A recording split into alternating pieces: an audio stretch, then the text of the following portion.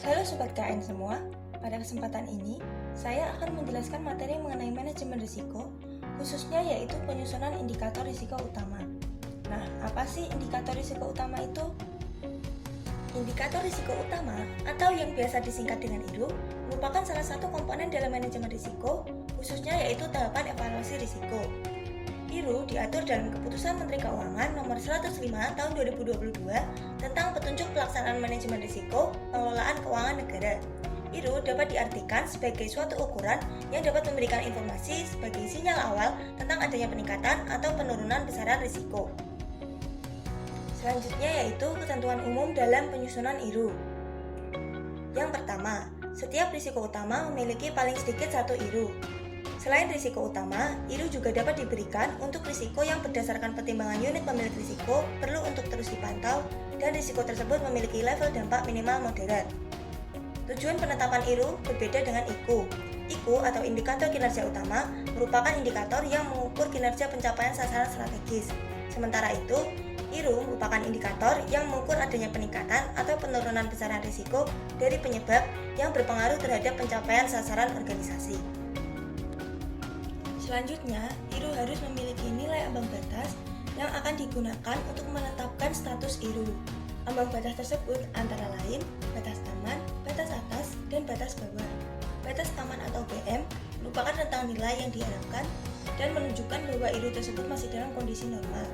Batas atas atau BA yaitu nilai batas tertinggi IRU yang ditoleransi, dan batas bawah atau BB yaitu batas terendah IRU yang dapat ditoleransi. Ambang batas IRU ini bersifat kuantitatif dan ditentukan berdasarkan analisis terhadap data historis, benchmarking, pendapat expert, penilaian, dan judgement pimpinan unit pemilik risiko ataupun metode lainnya. Berdasarkan nilai ambang batas tersebut, IRU dapat dibedakan menjadi 3 jenis, antara lain 1. IRU yang hanya memiliki batas aman dan batas atas. IRU jenis ini memiliki nilai aktual yang diharapkan semakin rendah atau polarisasi minimize. 2. IRU yang hanya memiliki batas aman dan batas bawah. IRU jenis ini memiliki nilai aktual yang diharapkan semakin tinggi atau polarisasi maximize. Dan yang ketiga yaitu IRU yang memiliki batas aman, batas atas, dan batas bawah. IRU jenis ini diharapkan memiliki nilai aktual yang berada pada rentang nilai tertentu dalam batas aman atau polarisasi stabilize. Selanjutnya yaitu status IRU. Status IRU digunakan untuk memberikan informasi dini tentang adanya peningkatan atau penurunan besaran risiko. Status IRU terdiri atas status aman, status waspada, dan status awas. Status aman menunjukkan bahwa tidak terdapatnya potensi peningkatan atau kemungkinan terjadinya risiko rendah.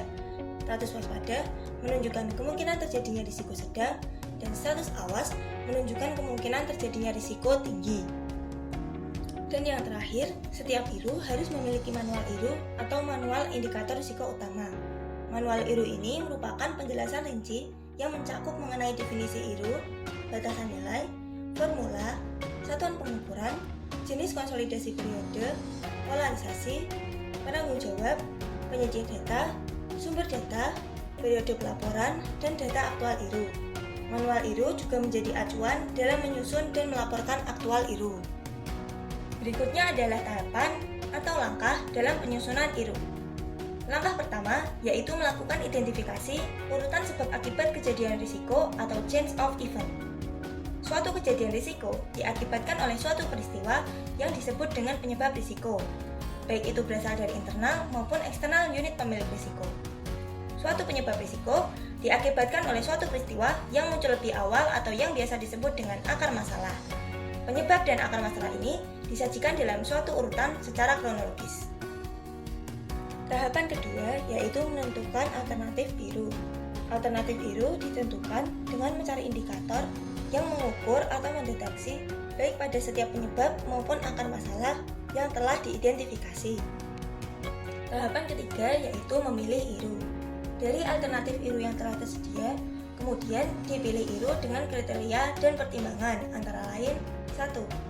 Indikator risiko utama diutamakan dari penyebab atau akar masalah yang paling dominan, yaitu yang paling mempengaruhi terjadinya risiko. Selanjutnya, IRU diharapkan dapat memenuhi kriteria proaktif, yaitu proaktif, artinya dapat memberikan peringatan dini akan potensi terjadinya risiko di masa mendatang. Akuntabel artinya dapat diukur secara kuantitatif, misalnya dengan ukuran jumlah dan persentase. Trackable artinya dapat menggambarkan tren risiko. Dan informatif artinya dapat memberikan informasi tentang status risiko yang relevan dengan kejadian risiko. Selanjutnya, penentuan IRU sebaiknya memperhatikan manfaat informasi yang lebih tinggi daripada biaya pengukurannya. Dan yang terakhir, IRU diharapkan memiliki periode pemantauan paling lama kuartalan. Akan tetapi, dalam hal tidak dapat ditetapkan IRU dengan periode kuartalan, maka dapat ditetapkan IRU yang memiliki periode pemantauan paling lama semesteran. Selain itu, dalam rangka mendukung pemantauan risiko yang lebih efektif dan memberikan informasi yang lebih dini, IRU juga dapat menggunakan periode bulanan. Tahapan yang keempat atau tahapan yang terakhir yaitu menentukan nilai ambang batas. Penentuan batas aman dilakukan dengan mengacu pada nilai yang dapat diperoleh dari analisis terhadap data historis, benchmarking, pendapat expert, penilaian, dan judgement pimpinan unit pemilik risiko atau metode lainnya dengan kriteria bahwa pada nilai IRU tersebut mencerminkan kondisi normal. Sementara itu, penentuan batas atas dan batas bawah dilakukan dengan beberapa pendekatan, yaitu 1. Pendekatan deviasi yang ditoleransi. Deviasi merupakan nilai penyimpangan IRU dari batas aman. Unit pemilik risiko menentukan deviasi yang masih dapat ditoleransi dengan mempertimbangkan pada rentang nilai IRU tersebut, level risiko masih dapat dikendalikan pada level yang diinginkan. Nilai batas atas merupakan nilai batas aman ditambah dengan deviasi yang ditoleransi, sedangkan nilai batas bawah merupakan nilai batas aman dikurangi deviasi. 2. Pendekatan spesifik. Nilai batas atas dan batas bawah juga dapat diperoleh dengan melakukan analisis data historis, benchmarking, pendapat expert, atau metode lainnya. Nilai batas atas dan batas bawah menunjukkan pada nilai IRU tersebut level risiko masih dapat dikendalikan. Berikutnya yaitu contoh penentuan IRU di DJKN. Contoh yang pertama, terdapat kejadian risiko, yaitu stakeholder tidak menindaklanjuti persetujuan pengelolaan BMN. Risiko tersebut terjadi karena adanya penyebab, yaitu stakeholder tidak menyampaikan laporan dan bukti tindak lanjut persetujuan pengelolaan BMN.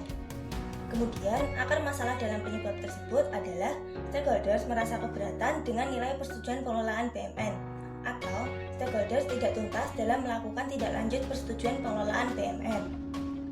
Berdasarkan uraian tersebut, maka dapat disimpulkan bahwa indikator risiko utamanya adalah persentase penyampaian laporan dan bukti tindak lanjut persetujuan pengelolaan BMN dari stakeholder. IRU ini memiliki nilai ambang batas aman 100% dan batas bawah 90%. Hal ini dikarenakan berdasarkan data historis, jumlah laporan tindak lanjut pengelolaan BMN dibandingkan dengan jumlah persetujuan dalam 3 tahun terakhir diperoleh rata-rata sebesar 90%.